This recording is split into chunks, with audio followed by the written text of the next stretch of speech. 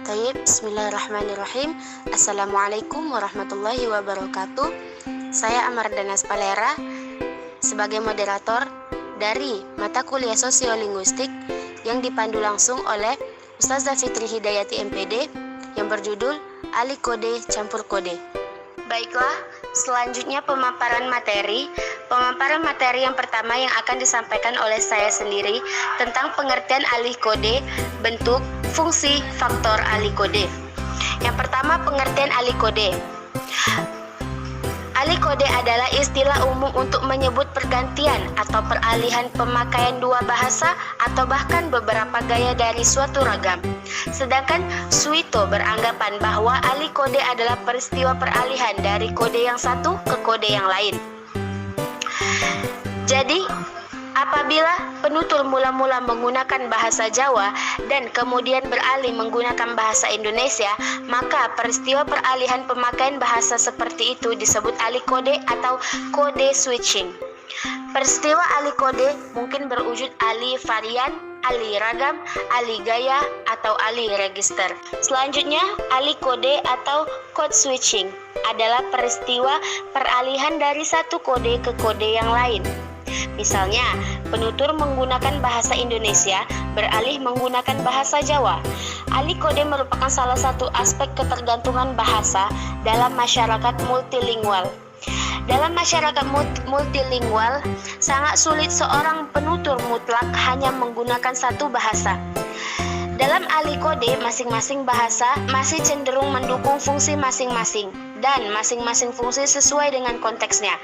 Apple memberikan batasan alih kode sebagai gejala peralihan pemakaian bahasa karena perubahan situasi. Mungkin sekian pemaparan materi saya.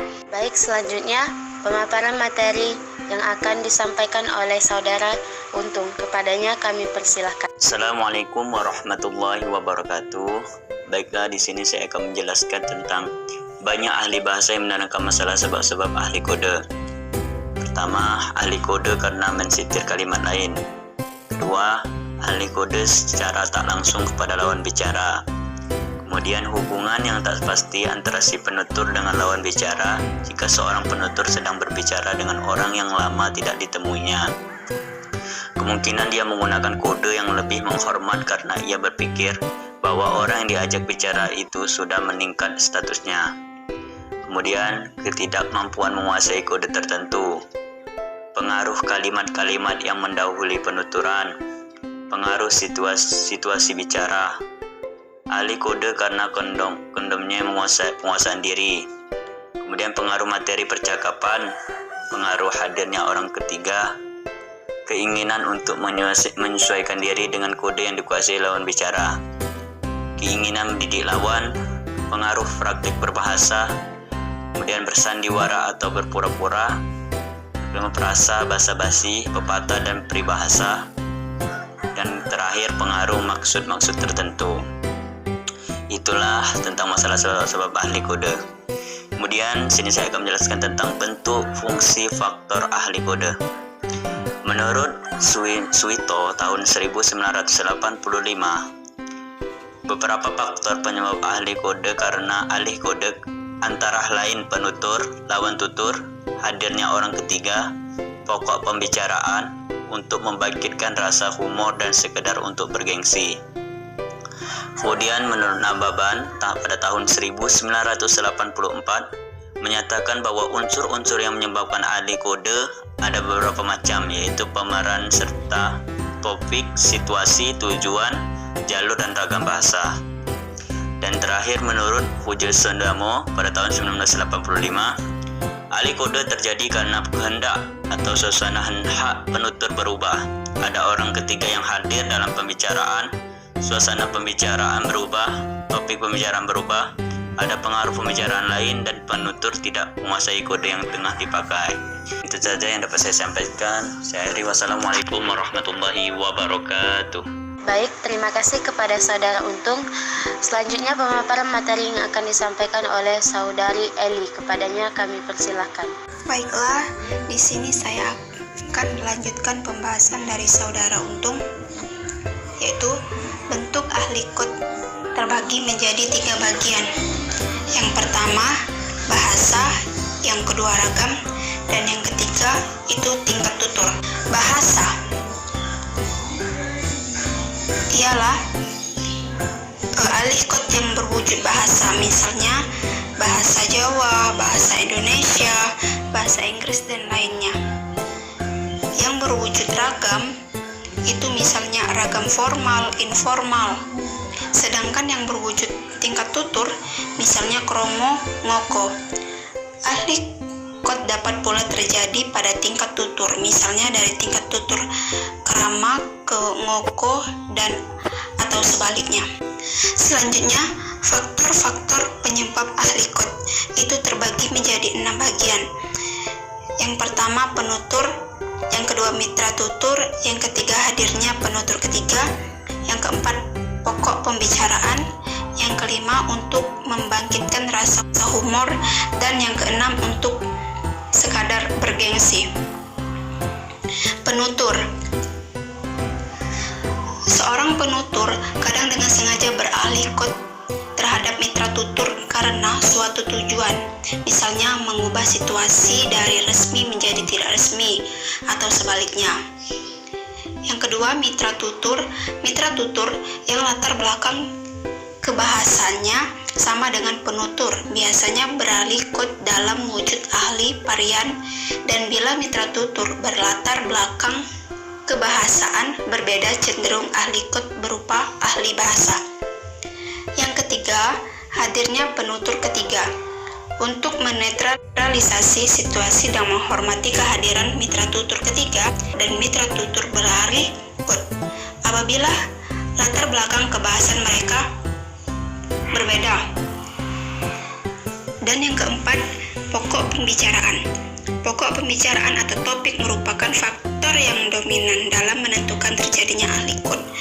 Pokok pembicaraan yang bersifat formal biasanya diungkapkan dengan ragam baku, dengan gaya netral dan serius, dan pokok pembicaraan yang bersifat informal disampaikan dengan bahasa tak baku, gaya sedikit emosional dan serba seenaknya.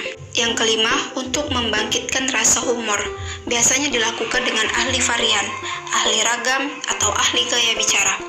Dan yang terakhir, untuk sekedar bergengsi. Walaupun faktor situasi, lawan bicara, topik, dan faktor sosio-situasional tidak mengharapkan adanya ahli kod, terjadi ahli kod, sehingga tampak adanya pemaksaan, tidak wajar, dan cenderung tidak komunikatif. Selanjutnya, campur kod itu terbagi menjadi 4 bagian. Yang pertama pengertian, yang kedua penyebab terjadinya campur kod, yang ketiga macam-macam wujud campur kod, dan yang keempat bentuk, fungsi, faktor campur kod. Terima kasih kepada Saudari Eli. Baiklah, pemaparan materi yang selanjutnya yang akan disampaikan oleh Saudara Rian Jupen. Kepadanya kami persilakan. Maka selanjutnya saya akan menyambung penjelasan selanjutnya. Yang dimaksud dari campur kode. Campur kode, kode mixing terjadi apabila seorang penutur menggunakan suatu bahasa secara dominan, mendukung suatu tuturan disisipi dengan unsur bahasa lainnya. Hal ini biasanya berhubungan dengan karakteristik penutur, seperti latar belakang sosial, tingkat pendidikan, rasa keagamaan. Biasanya ciri menonjolnya berupa kesantaian atau situasi informal, namun bisa terjadi karena keterbatasan bahasa.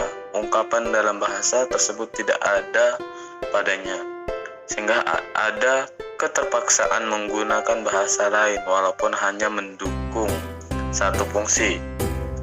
Campur kode termasuk juga konvergensi kebahasaan atau linguistic convergence. Kemudian penyebab terjadinya campur kode sama halnya dengan ahli kode. Campur kode pun disebabkan oleh masyarakat tutur yang multilingual, namun tidak seperti ahli kode. Campur kode tidak mempunyai maksud dan tujuan yang jelas. untuk digunakan karena campur kode digunakan biasanya tidak disadari oleh pembicara, atau dengan kata lain refleks pembicara atas pengetahuan bahasa asing yang diketahuinya. Mungkin sampai sini yang bisa saya jelaskan. Cukup sekian. Assalamualaikum warahmatullahi wabarakatuh. Terima kasih kepada Saudara Rian Jupen. Selanjutnya, pemaparan materi yang akan disampaikan oleh Saudari Hamna. Kepadanya kami persilakan. Baiklah, macam-macam wujud campur kode. Dalam makalah kami atau PPT terdapat 6 macam wujud campur kode. Nah, yang pertama, penyisipan unsur yang berwujud kata. Yang kedua, penyisipan unsur-unsur yang berwujud frasa. Ketiga, penyisipan unsur-unsur yang berwujud bentuk buster. Selanjutnya yang keempat, penyisipan unsur-unsur yang berwujud perulangan kata. Yang kelima, penyisipan unsur-unsur yang berwujud ungkapan. Dan yang terakhir, yang keenam, penyisipan unsur-unsur yang berwujud klausa. Selanjutnya, bentuk fungsi faktor campur kata. Menurut Nababan pada tahun 1984, campur kode terjadi tanpa ada sesuatu dalam situasi berbahasa itu yang menurutnya. Maksudnya, berbeda dengan ahli kode yang dibentukkan oleh faktor situasi. Campur kode tidak disebabkan faktor situasi. Dalam keadaan demikian, beliau membagi campur kode menjadi tiga bagian. Yang pertama, kesantaian, kedua, penutur, dan tiga, kebiasaan penutur, dan adanya ungkapan yang tepat dalam bahasa yang sedang dipakai. Sedangkan menurut Ohi Wotun pada tahun 1997, penyebab campur kode yaitu tidak adanya pandanan kata yang tepat dalam bahasa Indonesia, serta keinginan penutur menunjukkan prestise. Selanjutnya, dari sisi bentuk, campur kode dapat berupa 4 macam. Yang pertama, kata. Yang kedua, frasa. Ketiga, buster. Dan yang keempat, klausa. Dari segi fungsi, penggunaan campur kode oleh penutur dimaksudkan untuk mengenakan pembicaraan, mempermudah alur komunikasi, dan untuk tidak terikat kaidah bahasa. Selanjutnya, dari segi sifat campur kode ini terbagi menjadi eksternal dan internal.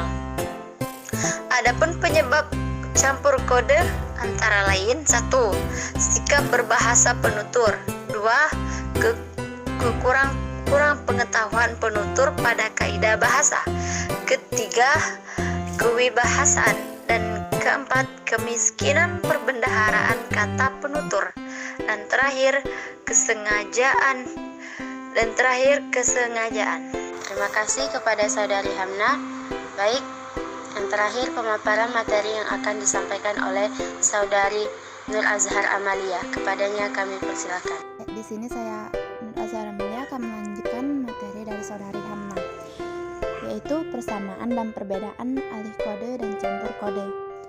Persamaan alih kode dan campur kode adalah kedua peristiwa ini lazim terjadi dalam masyarakat multilingual dalam menggunakan dua bahasa atau lebih.